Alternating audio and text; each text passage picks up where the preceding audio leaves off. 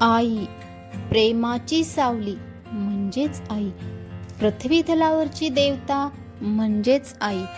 साठा सुखाचा म्हणजेच आई,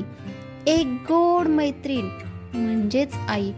प्रेमाची माऊली म्हणजेच आई, जीवांचे रान करून मुलांसाठी राबणारी तीच आई, जगण्याचा अर्थ शिकवणारी तीच आई, दयेची माऊली म्हणजेच आई,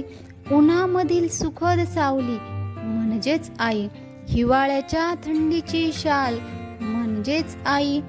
स्वतः कष्ट करून लाड पुरवणारी म्हणजेच आई, आनंदाचा सागर म्हणजेच आई, आपणाला योग्य मार्ग दाखवणारी तीच आई, मंदिराचा कळस म्हणजेच आई, अंगणातील पवित्र तुळस म्हणजेच आई, जीवनातील पहिली शिक्षिका म्हणजेच आई, सुखात आणि दुःखात प्रामाणिकपणे साथ देणारी म्हणजेच आई, स्वतः उपाशी राहून आपल्या मुलांना घास भरवते तीच आई,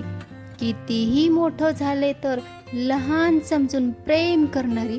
तीच आई, मायेचा पाझर म्हणजेच आई, आनंदाचा सागर म्हणजेच आई, ईश्वराचे दुसरे रूप म्हणजेच आई. म्हणूनच म्हणतात की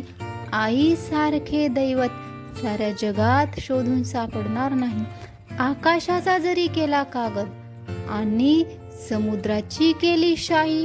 तरीही आईच्या प्रेमाबद्दल लिहिणे संपणार नाही. म्हणतात ना, स्वामी तिन्ही जगाचा पण आई विना भिकारी.